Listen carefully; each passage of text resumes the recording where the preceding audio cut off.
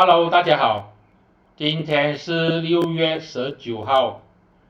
有股友就问的那个国家人员是不是可以拿来存股？存股的意思就是说拿来做长期投资，5年、10年、20年，然后呢，每一年呢都是慢慢的买入，然后呢，每一年呢都要收它的股息。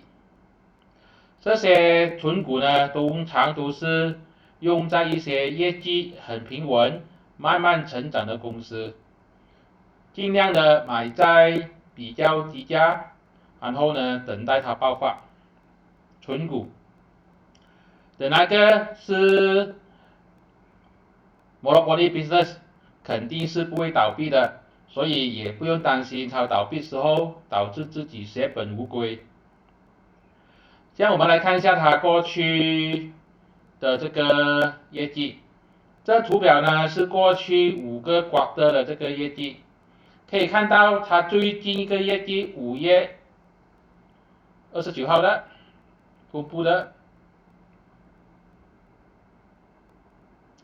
它对比去年同期是涨了12.23%，比它过去几个 quarter 呢都是上涨。可以看到它过去都是下跌，但是呢，上个 quarter 的时候就上涨了，是不是要反转了呢？再看它的 EPS， 可以看到它 EPS 17.42，都是比它过去几个 quarter 都是多的，是不是要反转了？Net profit margin 也是很漂亮啊，我个人认为呢，它是不错了的啊，但是它的 revenue 是比较少一点。成本控制方面是比较好的。总之到已经看到它有这个反转的迹象，因为它上个 quarter 12.23%，已经是反转了。现在是不是应该可以买入呢？我们就来看看一下。所以我们去看一下它这个 calculation， 这个是它过去5年罢了。可以看到 ROE 呢，一直都是大概是在6、7、8% 左右，不是很变动很大。Net profit margin 呢，大概是也是6、7% 左右。PE 曾经呢去到差不多的20多以上的，现在呢大概是在14、15左右。EPS 一直是很平稳，大概都是在60 左右。DY 大概是在4% 左右。Payout ratio 它很舍得给股息呀，都是蛮高的，看到吗？我们来看一下这10年的，比较有一点，它一直以来呢 ，dividend per share 呢就是这一个，这个都是蛮高的，一向都是给了，它近期呢1、2年呢都是给超过10% 的这个 dividend， 然后也是算是蛮高，一直都有给股息，公司一直都是赚钱的，没有亏本，所以基本面肯定是不错的。只要买在好的价钱，这个存股呢的那个呢肯定是一个很好的选择。我们来看一下它 calculation， 这边呢就这个啊，我是用它 quarter report 的12% 成长来预测它未来1年可能也是12%。如果是这样子的话呢，它会大概是赚到67的这个 cent 的这个 EPS。dividend 如果是依照75% 来算的话，大概也是有50 cent 啊，不错了，还是超过10%。今天的股价大概是9.17，如果这样子来算的话呢，它的 DY 呢大概是5.58，也是算蛮高。PE 呢是13.65。如果是根据它5年的这个 average PE 大概是16.8左右，说今天的 PE 呢算是便宜。如果是用这个16.8来算的话呢，它今天股价应该是值得11.34的，就是说它有上涨的空间。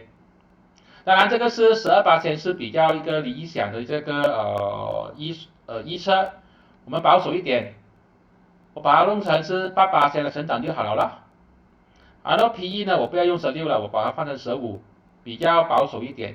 算到来也应该是值得，大概是9.69的这个股价，大概是有5%的这个股息率，基本上是很不错了啦，我觉得是蛮不错的。要存股的话，当然是要每一个月或是每半年、每几个月定期的存入一笔钱去买入本那个，我觉得这个是一个不错的选择。